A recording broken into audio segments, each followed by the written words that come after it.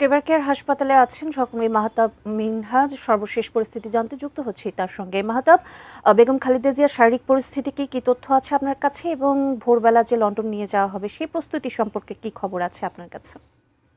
তো এখানকার সর্বশেষ অবস্থা হচ্ছে, খালেদা জিয়ার যে উন্নত চিকিৎসার জন্য তাকে লন্ডন নিয়ে যাওয়ার কথা যখন দুপুরবেলায় ডক্টর AZM জাহিদ হোসেন মিডিয়াতে বলেন, তখন থেকেই কিন্তু ওই এভার কেয়ার হাসপাতাল প্রাঙ্গণে কিন্তু সারা দেশ থেকে আসার বিএনপির নেতাকর্মীরা আসতে শুরু করেন এবং তারা এখানে কিন্তু এখনও সময়ের সঙ্গে সঙ্গে তাদের উপস্থিতি বাড়ছে।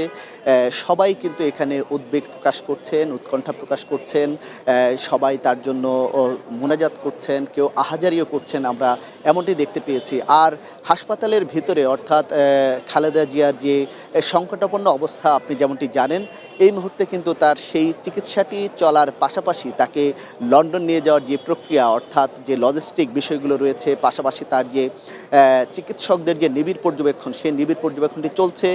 যখন চিকিৎসকদের পক্ষ থেকে বলা হবে যে খালেদা জিয়ার যে লজিস্টিক সাপোর্ট থেকে শুরু করে তার শারীরিক অবস্থার যে সর্বশেষ ফলাফল, অ্যান্টিব্যাকটেরিয়াল অ্যাডিটিভ যুক্ত সেরা ওয়াটার ট্যাঙ্ক বিশুদ্ধ পানিতে ব্যাকটেরিয়া জন্মাতে দেয় না, সেটি যখন ডাক্তারদের পক্ষ থেকে নিশ্চিত করা হবে, তখন আপনি জানেন যে খালেদা জিয়াকে লন্ডন নিয়ে যাওয়ার জন্য কাতার এয়ারলাইন্সের রয়্যাল এয়ারলাইন্সের একটি বিশেষায়িত এয়ার অ্যাম্বুলেন্সের মাধ্যমে তাকে নিয়ে যাওয়া হবে। যেই বিমানটি বাংলাদেশ হচ্ছে কাতারের যে আমির, তার কাছে সহায়তা চেয়েছেন এবং সেটি বাংলাদেশ দূতাবাসের মাধ্যমে কিন্তু সেই বিষয়টি নিশ্চিত করা হয়েছে। যখন ডাক্তাররা নিশ্চিত করবেন তার বিদেশ যাওয়ার বিষয়টি নিশ্চিত, তখনই কিন্তু আমরা যতটুকু এখন পর্যন্ত জানতে পেরেছি যে আজ রাত 1টা থেকে 1:30টার মধ্যে বিশেষ যে এয়ারলাইন্সটি রয়েছে সেটি বাংলাদেশে আসার কথা রয়েছে। এবং আপনাকে একটু বলে রাখি যে আসলে তার এবারের চিকিৎসাটাও কিন্তু লন্ডনের যে লন্ডন ক্লিনিক রয়েছে সেখানেই হওয়ার কথা আমরা মোটামুটি নিশ্চিত হতে পেরেছি, যেহেতু এখানে লন্ডন ক্লিনিকের ডক্টর রিচার্ড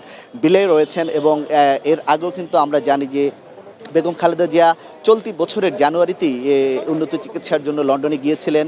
সে সময় গিয়েও কিন্তু তিনি লন্ডন ক্লিনিকই চিকিৎসা করেছিলেন এবং সে সময় তিনি 117 দিন লন্ডনে অবস্থান করেই কিন্তু বাংলাদেশে ফিরেছেন। তো যেমনটি আমরা জানি যে আজও যখন তিনি লন্ডনে যাবেন তার কিন্তু সেখানেই চিকিৎসা নেওয়া হবে।